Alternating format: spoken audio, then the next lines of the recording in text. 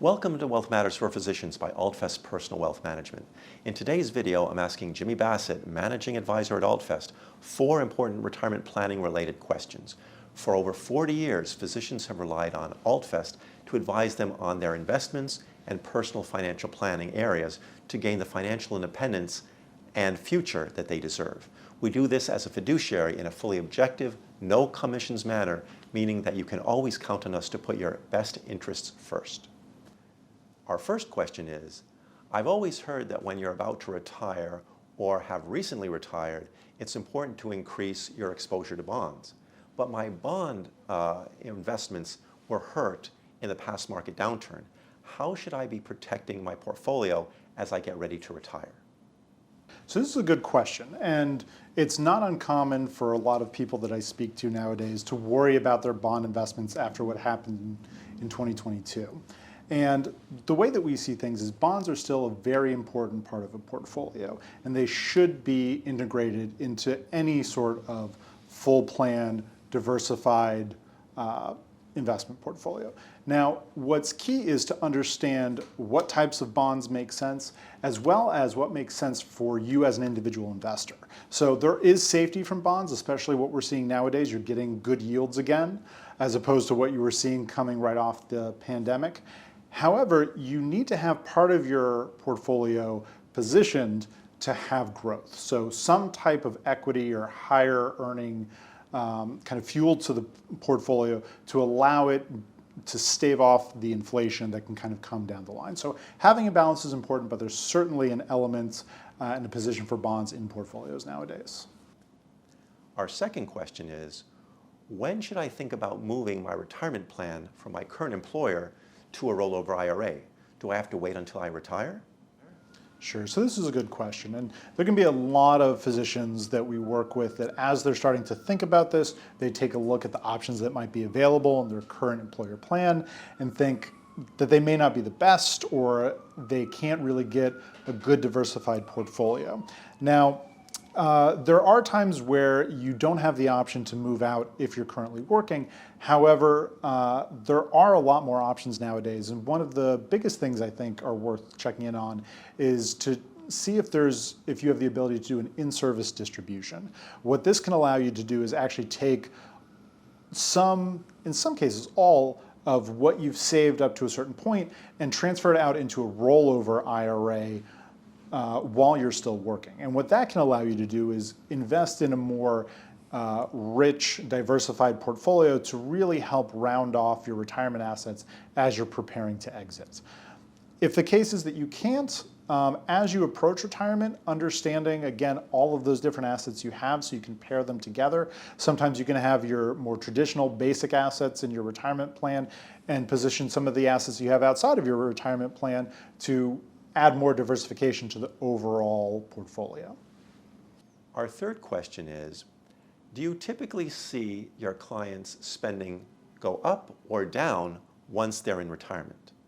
Yes, this is a question that will often have physicians come to us with, I think, some ideas already in their head of saying, well, I'm expecting my expenses to go down, or I've always heard that my expenses go up in retirement because there's all of these things that I want to do. And really what it comes down to is it matters.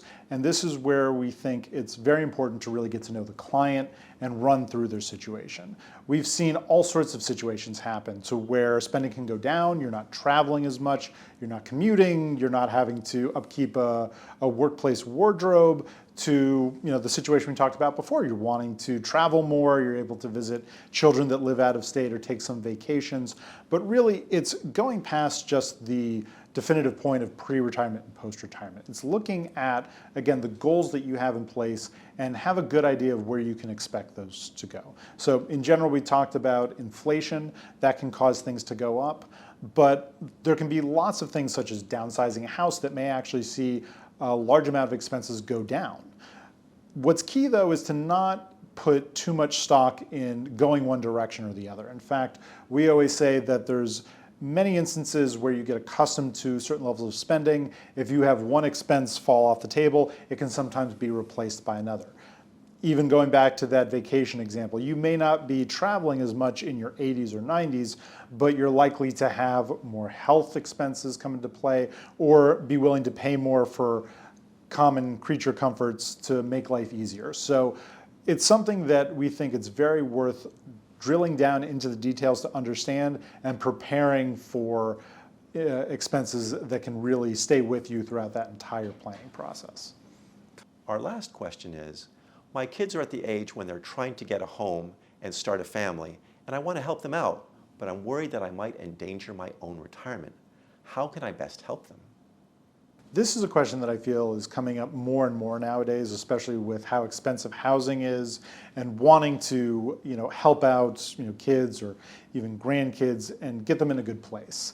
And really the first question that is important to answer is, can you afford to? Can your plan stay on a good path even if you do give some money to your kids to help them get started out with a home? And again, that's where running a really detailed projection, putting a specific scenario with different dollar amounts to really understand where that threshold can be so you still have a high probability of success is important.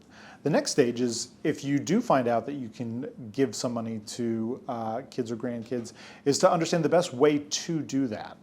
You can't always just give a giant lump sum to your son or daughter and not have some greater implications.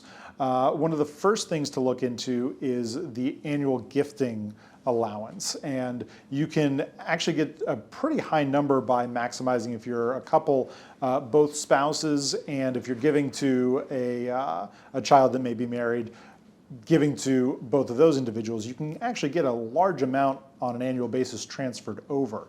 But let's say you have a large purchase or you want to try to give even more, you can look into intrafamily loans, which actually is more and more common nowadays, both with low interest rates that have been out, and even with them creeping back up, you can actually gift to children and they can essentially have almost like their own mortgage that is a lot more appetizing than some of the high rates that you're seeing out there for traditional 30-year mortgages. Well, thank you very much, Jimmy, for answering today's submitted questions. If you have a question you'd like us to potentially answer in a future video, please enter it in the comments section below.